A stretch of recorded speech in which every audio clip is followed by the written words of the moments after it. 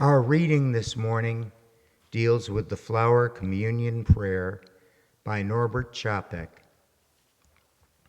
Norbert Capek was born in Czechoslovakia to a Catholic family in 1870 and later became a Baptist.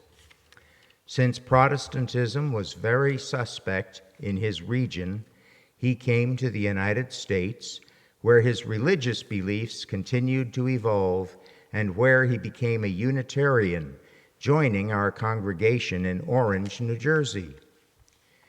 After World War I, the UU Service Committee sent Capek to Czechoslovakia as a missionary. Unitarianism was new to Czechoslovakia. In the beginning, Norbert rented a concert hall in which to meet. Eventually, the group built their own building named Unitaria. The services were starkly simple. People came from many religious backgrounds and didn't want to be reminded of their old churches. Capek wore no robe. There was no singing of hymns, no prayers. Instead of the collection plate, the members made offerings as they entered. Norbert felt the church needed a symbolic ritual that would bind them together, in which everyone could participate without reservation. He designed the Flower Communion. On the last Sunday before summer vacation in 1923, each person would bring a flower to the service and choose a different one to take home. The flower symbolized each member as a unique individual, choosing freely to join with one another, sharing their presents and gifts. The exchanging of flowers symbolized the benefits of fellowship and friendship. The flower ceremony, or festival, has become perhaps the most widely celebrated ritual in Unitarian Universalist congregations today. Every spring, most of our churches and fellowships devote a Sunday to this festive participatory service, which celebrates both the earth's beauty and humanity's oneness. And this is Capek's prayer. In the name of Providence, which implants in the seed of the future, in the name of Providence, which implants in the seed the future of the tree, and in human hearts the longing to live in love, in the name of the highest, in whom we move and who makes all the relations what they are, in the name of sages and great religious leaders who sacrificed their lives to hasten the coming of peace and justice, let us renew our resolution sincerely to be real relatives, regardless of any kind of bar which estranges us from each other. In this holy resolution, may we be strengthened, knowing that we are God's family, that one Spirit, the Spirit of love, unites us. And may we endeavor for a more perfect and more joyful life. Amen. It seems like I'm over here and you're over there, but there's something between us that's greater than there. It seems like I'm not confusion, it's not hard to do, but it's just an illusion. It's we and you, we are one body. I am inside your head, you are inside my heart. We fit together, perfect from the start.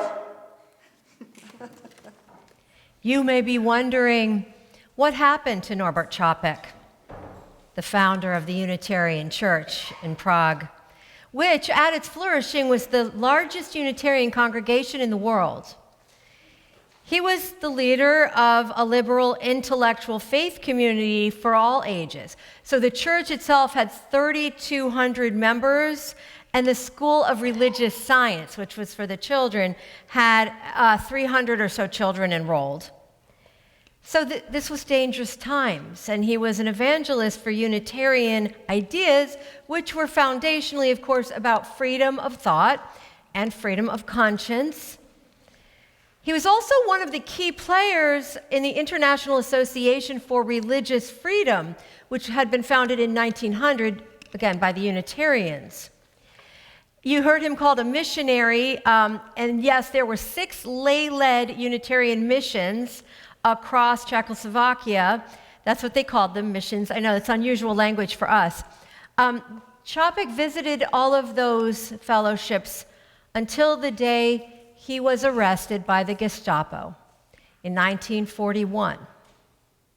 His treasonous crimes included things that he said from the pulpit and listening to foreign broadcasts.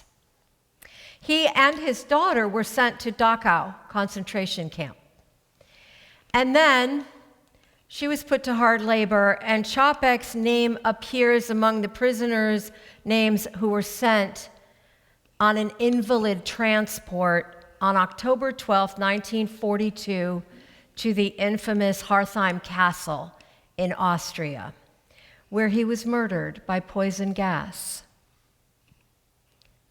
It's a lot to take in. I just want to let us have a moment with that.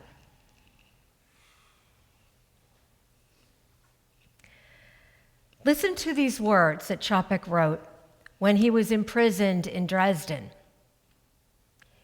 In the depths of my soul, there where lies the source of strength, where the divine and the human meet, there quiet your mind. Quiet, quiet. Outside, let lightning rain. Horrible darkness frighten the world. But from the depths of your own soul, from that silence will arise again God's flower. Return to yourself. Rest in yourself. Live in the depths of your soul, where the divine and the human meet. Tune your heart to the eternal. And in the depths of your own soul, your panting quiets down. Where the divine and the human meet, there is your refuge. I know for myself, when I hear devastating stories like this, it helps to create some emotional distance from those who suffer, as Capek did. Not just to create a historic and geographical distance, that was a long time ago and that was really far away from here, but I tend to put those people on a pedestal to regard them as somehow specially favored with moral strength and grandeur. And I'm tempted to do that also with Norbert Capek. But I think it's important for him and for us to not do that. I think it's important to include him in our gathering today and his family, as friends, as people we would enjoy knowing in community, as people like us, as someone that we'd appreciate being able to talk to in coffee hour, and someone who would appreciate talking to us, because they are not possessed of some special moral grandeur. What those people like Capek have been able to do is access their soul strength in times of challenge and peril. We live in dangerous times today too.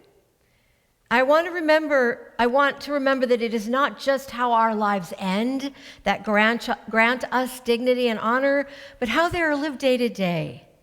And I want us to remember always that it's how we live moment to moment that gives us requisite soul strength to meet the most demanding hours that any of us will know. And God help us that they not be the kind of hours that Capek had to spend. Notice that in that piece that he wrote in prison, he repeats this mantra, the depths of your soul, the depths of your soul. I want to inscribe that on my own heart. The depths of our soul, that's our power source. That's the connection to the divine, however you imagine that. And imagination is really key here. The part of us, the soul, is the part of us that is of intrinsic and eternal significance. No matter what condition our body, our mind, our possessions, our bank account, our resume, our accomplishments.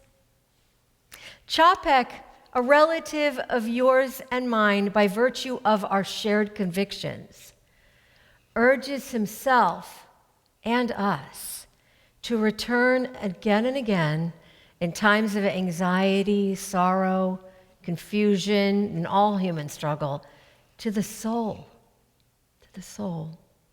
Next week, I'm going to be talking more about the concept of soul work as an antidote to fear and violence. Capek's life and witness lead us quite naturally into deep Memorial Day reflections. Capek describes the soul as God's flower.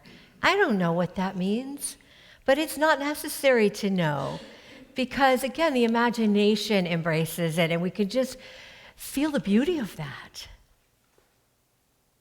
We can never know the conditions of our lives in advance of what's going to happen, and we therefore can never anticipate how much strength and courage we will need to meet any dramatic moment. What we do know is that our willingness to live awake, aware, and engaged with reality builds spiritual and emotional muscles every day that we use not only to care for our own lives and those we love, but in our work in democracy to prevent such atrocities as befell the Capeks and all victims of the Third Reich and all evil dictatorships from happening in our own country, in our own time.